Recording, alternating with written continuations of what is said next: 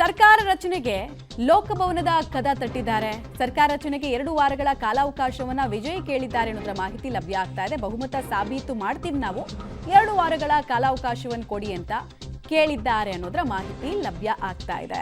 ಯಾಕಂದ್ರೆ ಇನ್ನೂ ತುಂಬಾ ಸ್ಟೇಬಲ್ ಆಗಬೇಕು, ಈ ವಿಜಯವನ್ನ ಡೈಜೆಸ್ಟ್ ಮಾಡಿಕೊಂಡು ಸರ್ಕಾರ ರಚನೆ ಮಾಡೋದಕ್ಕೆ ನಂಬರ್ಸ್ ತರಬೇಕು, ಬಹುಮತವನ್ನ ಸಾಬೀತುಪಡಿಸಬೇಕು.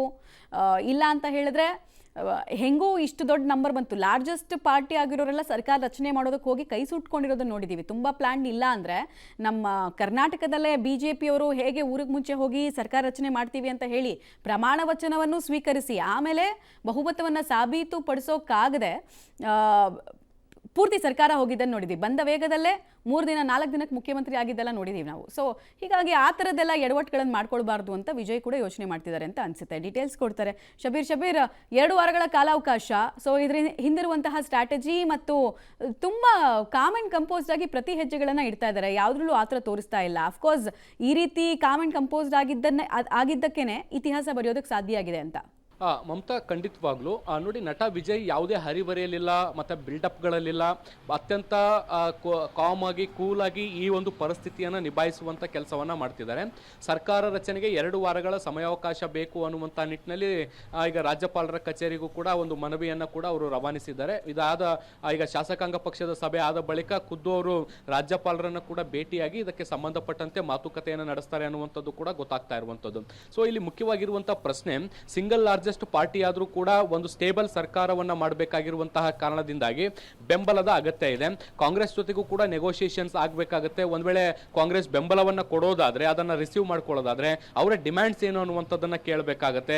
ಅವ್ರೇನಾದ್ರು ಸಚಿವ ಸ್ಥಾನದ ಆಕಾಂಕ್ಷಿಗಳಾಗಿದ್ದಾರಾ, ಅಥವಾ ಸರ್ಕಾರದಲ್ಲಿ ಪ್ರಮುಖ ಪಾತ್ರವನ್ನು ವಹಿಸುವಂತಹ ಲೆಕ್ಕಾಚಾರವನ್ನು ಏನಾದ್ರು ಇಟ್ಕೊಂಡಿದ್ದಾರಾ, ಅಥವಾ ಬಾಹ್ಯ ಬೆಂಬಲವನ್ನ ಕೊಡ್ತಾರಾ ಅನ್ನುವಂಥದ್ದು ಒಂದು. ಇದ್ರ ಜೊತೆಗೆ ಸಣ್ಣ ಪುಟ್ಟ ಪಕ್ಷಗಳ ಜೊತೆಗೂ ಕೂಡ ಮಾತುಕತೆಯನ್ನು ನಡೆಸಬೇಕಾಗುತ್ತೆ, ಅವರನ್ನ ಕಾನ್ಫಿಡೆನ್ಸ್ಗೆ ತೆಗೆದುಕೊಳ್ಬೇಕಾಗುತ್ತೆ.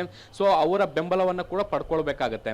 ಇದ್ರ ಜೊತೆಗೆ ಇದು ಏನಾದ್ರೂ ಒಂದ್ ವೇಳೆ ವರ್ಕೌಟ್ ಆಗದೆ ಇದ್ರೆ ಮತ್ತೆ ಆಪ್ಷನ್ ಬಿ ಅನ್ನ ಹುಡುಕ್ಬೇಕಾಗುತ್ತೆ. ಬೇರೆ ಪಕ್ಷದ ಪ್ರಮುಖ ನಾಯಕರನ್ನ ಕೂಡ ಕರೆತರುವಂತ ಕೆಲಸಗಳು, ಫಾರ್ ಎಕ್ಸಾಂಪಲ್ DMK ಅಲ್ಲೂ ಕೂಡ ಕೆಲವು ನಾಯಕರು ಬೆಂಬಲವನ್ನ ಕೊಡುವಂತ ನಿಟ್ಟಿನಲ್ಲೂ ಕೂಡ ಕೆಲವೊಂದು ಮಾತುಗಳನ್ನ ಆಡಿದ್ದಾರೆ. ಸೊ ಹೀಗಾಗಿ DMK ಏನಾದ್ರೂ ಬೆಂಬಲ ಕೊಡುತ್ತಾ ಅನ್ನುವಂತ ಪ್ರಶ್ನೆಗಳು ಕೂಡ ಇದಾವೆ. ಸೊ ಇದು ಪ್ಲಾನ್ ಬಿ ಎಲ್ಲಿ ಬರುತ್ತೆ. ಸೊ ಹೀಗಾಗಿ ಒಂದು ಸ್ಟೇಬಲ್ ಸರ್ಕಾರವನ್ನ ರಚಿಸುವಂತ ನಿಟ್ಟಿನಲ್ಲಿ ಫಸ್ಟ್ ನಂಬರ್ ಗಳನ್ನ ಕನ್ಫರ್ಮ್ ಮಾಡ್ಕೊಳ್ಳುವಂತ ಕೆಲಸವನ್ನ ನಟ ವಿಜಯ್ ಮಾಡ್ತಿದ್ದಾರೆ. ಆ ನಿಟ್ಟಿನಲ್ಲಿ ತೆರೆಮರೆಯಲ್ಲಿ ಕಸರತ್ತುಗಳು ಕೂಡ ಈಗ ಸದ್ಯಕ್ಕೆ ನಡೀತಾ ಇದಾವೆ. ಈಗ ಮೇಲ್ನೋಟಕ್ಕೆ ಕಾಣಿಸ್ತಾ ಇರುವಂತದ್ದು, ಈಗ 10 ಗಂಟೆಗೆ ಶಾಸಕಾಂಗ ಪಕ್ಷದ ಸಭೆಯನ್ನ ಕರೆದಿರುವಂತದ್ದು, ಎಲ್ಲಾ ಶಾಸಕರನ್ನ ಭೇಟಿಯಾಗಿ ಸರ್ಕಾರ ರಚನೆಗೆ ಸಂಬಂಧಪಟ್ಟಂತೆ ಒಂದಷ್ಟು ಚರ್ಚೆಗಳನ್ನ ಮಾಡ್ತಾರೆ. ಅಫ್ಕೋರ್ಸ್ ಮುಂದೆ ಏನ್ ಮಾಡೋಕ್ ಹೊರಟಿದೀವಿ ಅಥವಾ ಯಾರ ಜೊತೆಗೆ ಮೈತ್ರಿ ಅನ್ನುವಂಥದ್ರ ಬಗ್ಗೆ ಹೆಚ್ಚು ವಿವರವಾಗಿ ಅಲ್ಲಿ ಬಹಿರಂಗ ಮಾಡ್ಲಿಕ್ಕಿಲ್ಲ.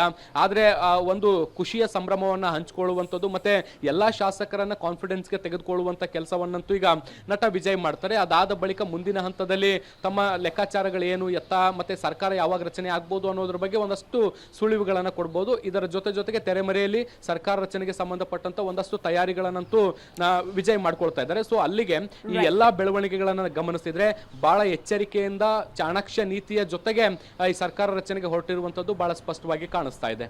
ಮಮತಾ, ರೈಟ್. ಹಾಗೆ ಸಂಪರ್ಕದಲ್ಲಿರಿ.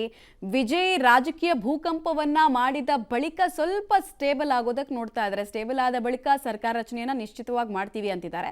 ಅಫ್ಕೋರ್ಸ್ ಎಲ್ರಿಗೂ ಕುತೂಹಲ ಇದೆ, ಬಿಕಾಸ್ ಸರ್ಪ್ರೈಸಿಂಗ್ ಪ್ಯಾಕೇಜ್. ಆಮೇಲೆ ತುಂಬಾ ಜನ ರಾಜಕೀಯ ಪಕ್ಷಗಳು ಇವರನ್ನ ಅಂಡರ್ ಎಸ್ಟಿಮೇಟ್ ಮಾಡಿಬಿಟ್ರು. ಇವ್ರ ಕೈಯಲ್ಲಿ ಏನಾಗಲ್ಲ, ಇನ್ನೊಂದು ಕಮಲ ಹಾಸನ್ ಆಗ್ತಾರೆ ಅಥವಾ ಇನ್ನೊಂದು ವಿಜಯಕಾಂತ್ ಆಗ್ತಾರೆ ಅಂತ. ಸೊ ಹೀಗಾಗಿ ತುಂಬಾ ತಾಳ್ಮೆಯಿಂದ ಪ್ರತಿ ಹೆಜ್ಜೆಯನ್ನ ಇಡ್ತಿದ್ದಾರೆ. ಕುತೂಹಲ ಹಾಗೆ ಮುಂದುವರಿತಾ ಇದೆ.